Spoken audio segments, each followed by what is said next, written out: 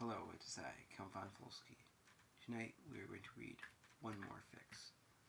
The car in front of Javier swerved violently before the headlights of his souped-up four-wheel drive pickup death machine, trying desperately to flee from the seemingly motiveless pursuer.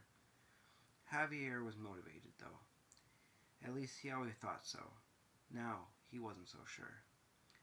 Javier sped up on the left side of the car he was chasing, as if he were going to try and pass them, before smashing hard into the back of the driver's side fender, sending the car spinning in circles until it came to an abrupt halt at the base of a telephone pole.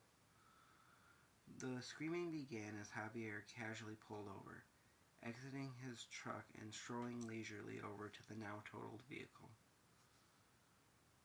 "What do you want?"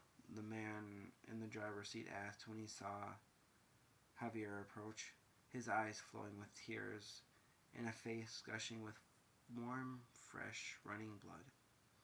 There was a woman in the passenger seat, unconscious, but Javier could still hear the sweet melodious drum of her beating heart. He ripped the door off the man's car with one hand, tossing it indifferently behind him. "Please don't hurt me. I'll give you anything," the man said through trembling, bloody, cherry-red lips. The woman moaned.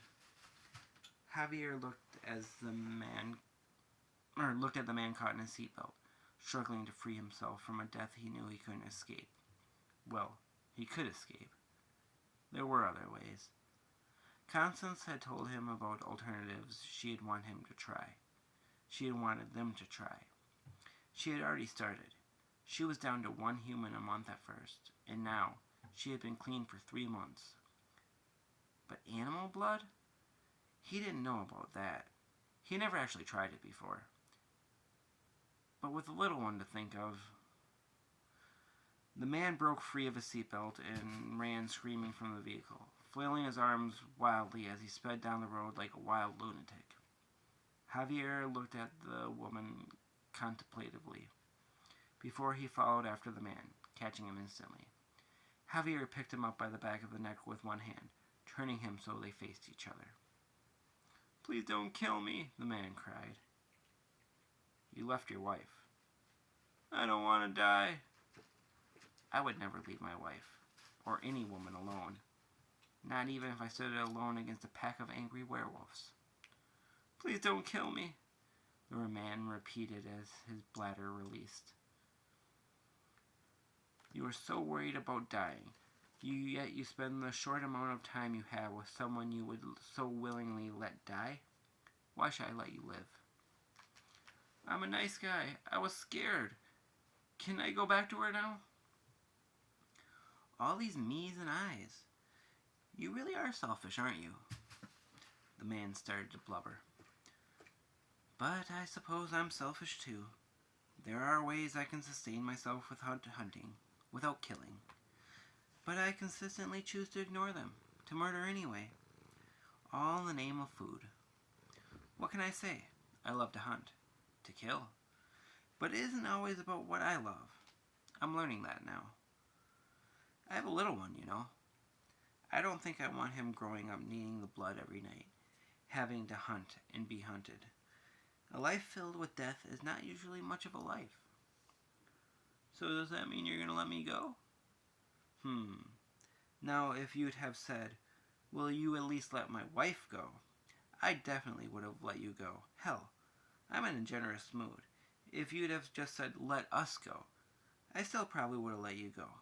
But you are selfish." "You've learned nothing from this conversation," Javier explained, knowing since the beginning that he would have one more fix tonight, ideally his last. But, Javier slit the man's throat with a long, claw-like finger. The man began gurgling and choking as his blood gushed from his neck. Javier smiled as he pressed his lips into the man's jugular and swallowed deeply of the liquid red life force that could sustain only one of them. He drank until the pulses of fresh blood slowed, soon stopping altogether as the final death pulse of the man's essence faded from his body. Javier threw the corpse casually aside when he was finished. Then he turned to the woman. He reached the car just as she was waking up. When she started to scream, the overwhelming urge to feed came over him, but images of his son flashed before his eyes, and Javier resisted. "Where's Henry? Is he all right? You better not have hurt him," the woman said, glaring fearfully at Javier. Javier thought about telling her that her husband had ran away like a giant chicken shit that didn't care if she lived or died. But, wait, no, maybe. He could just kill her right now and have one more last one and quit tomorrow. This could be his last couple. A double on his last go. It felt like he was leaving him half a meal uneaten. He looked at her again in contemplation. "Please don't kill me," she whimpered. "Where's Henry? Please, you have to help us." "Henry's gone," Javier told her.